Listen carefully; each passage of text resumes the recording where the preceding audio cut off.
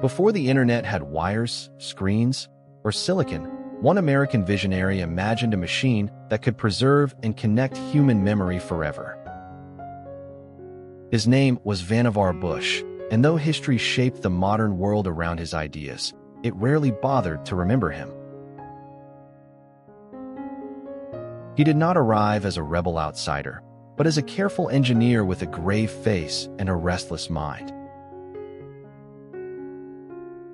Bush believed knowledge was slipping away beneath the sheer weight of modern life, buried faster than any scholar could recover it. In an age of paper files and mechanical devices, he asked a question that still haunts the modern world. What happens when human knowledge grows faster than human beings can sort, remember, and truly understand what they have made? Long before digital search engines existed, Bush dreamed of a system that would follow thought itself rather than rigid shelves. He imagined information linked by association, not by dusty catalog numbers, but by the living paths of the mind. That idea would later feel astonishingly familiar, though his own name would fade while others claimed the bright future. His story begins not in California, but in an older America shaped by laboratories, war offices, and disciplined ambition. Born in Massachusetts in 1890, Bush grew into a generation that trusted science to tame disorder and elevate civilization.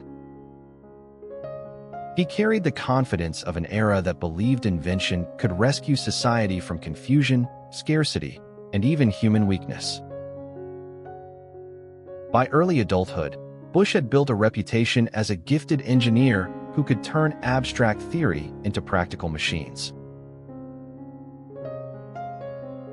He worked in electrical engineering, a field still young enough to feel like an open frontier for serious men. Yet Bush was never merely fascinated by machinery, because he wanted systems that could help human beings think more clearly. That deeper ambition made him different from ordinary inventors, and it would eventually place him near the center of power. At MIT and beyond, Bush became known not only for technical brilliance, but for rare organizational force and authority. He understood that invention alone changed little unless institutions, governments, and universities could be persuaded to move together. That talent made him invaluable in a century increasingly defined by large systems no single person could fully control. He became a builder of networks before networks were electronic, linking scientists, officials, industries, and national priorities into action. Then the world darkened, and Bush stepped into history not as a dreamer, but as a wartime coordinator. During the Second World War, he helped direct American scientific mobilization on a scale few civilians had ever imagined. He stood near the machinery that connected government power, military urgency, and scientific research into one formidable structure. This was the age when laboratories no longer served curiosity alone, but the grim demands of survival and domination. Bush became one of the most influential scientific administrators in the United States, trusted in rooms most citizens never saw.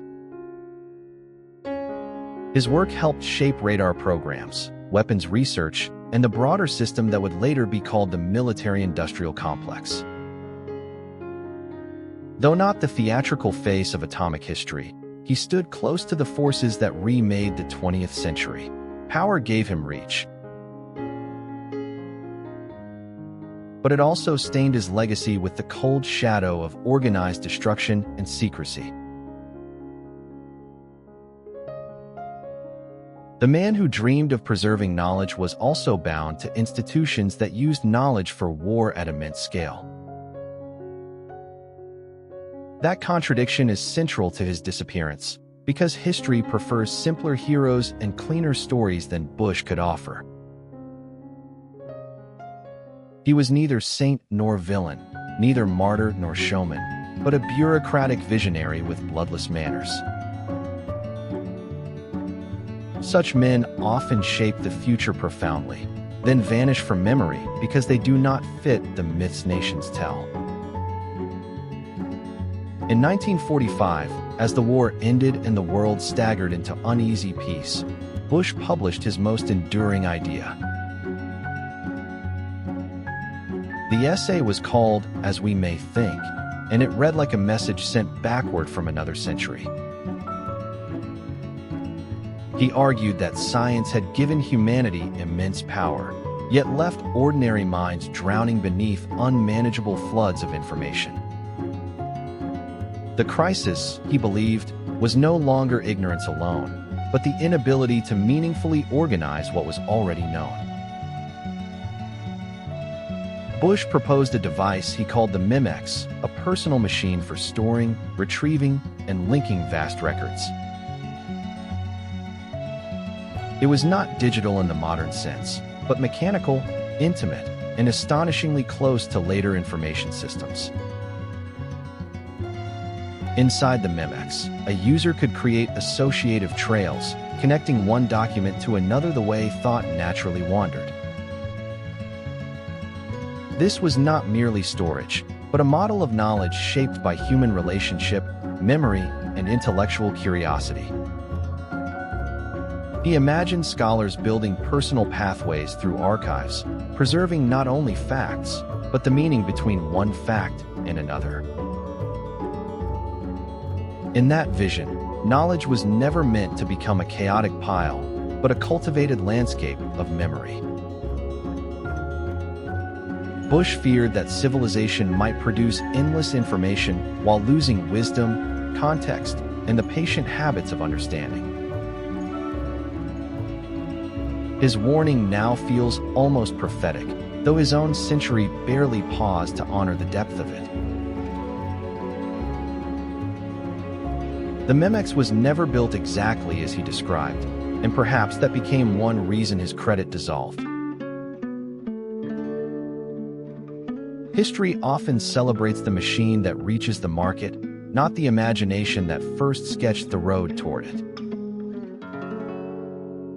Others would later develop hypertext, digital networks, and personal computing with technologies Bush himself never lived to master.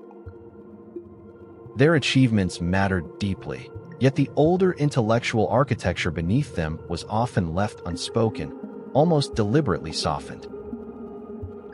As decades passed, the public origin story of modern computing shifted toward cleaner legends of lone geniuses and startups. Bush belonged to an earlier world of institutions, reports, committees, and state-backed science, less romantic to later generations. He also lacked the tragic glamour history often rewards, because he did not die spectacularly or suffer cinematic exile.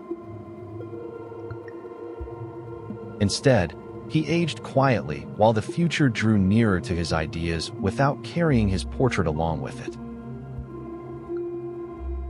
By the time personal computers transformed homes and offices, Bush had become a distant scholarly reference rather than a household name. His concept of associative indexing survived, but his authorship thinned into footnotes buried beneath the louder myths of progress. The world likes inventors it can market easily, preferably young, disruptive, dramatic, and separated from moral ambiguity. Bush was older, formal, institutional, and entangled with war, making him harder to package as a modern folk hero. Yet perhaps that discomfort reveals something deeper about how memory works in public life and historical storytelling. We do not simply forget people because they lacked influence, but because their influence resists the shape of legend. Bush helped envision a world where knowledge could be connected, curated, and traversed through deliberate intellectual pathways. But the world that arrived often prized speed over reflection, scale over judgment, and access over genuine understanding. In that sense, Bush was not merely forgotten. He was outlived by a harsher version of his own prophecy. He imagined tools that would aid the mind, yet the modern age often built systems that overwhelm it instead. His old warning about information excess now feels almost mournful, as if he had already glimpsed our confusion. Behind every search, archive, and linked reference lingers the ghost of a man trying to save memory from collapse. Vannevar Bush died in 1974, long before the internet entered ordinary households or changed the rhythm of daily life. He never saw the full digital civilization that rose from principles he had described with uncanny precision decades earlier. He also never became the symbolic father of that civilization, because history had already chosen flashier faces for the role. Yet his absence speaks loudly, reminding us that progress is often built by those posterity leaves in silence. To remember Bush is to remember that the future is not always born where the world later says it was. It is also to confront how easily a civilization forgets the minds that warned it about its own excesses. Somewhere beneath every archive of linked knowledge, the outline of the Memex still waits like an unfinished prayer. And in that fading outline stands Vannevar Bush, forgotten visionary, still asking whether memory can survive the world it creates.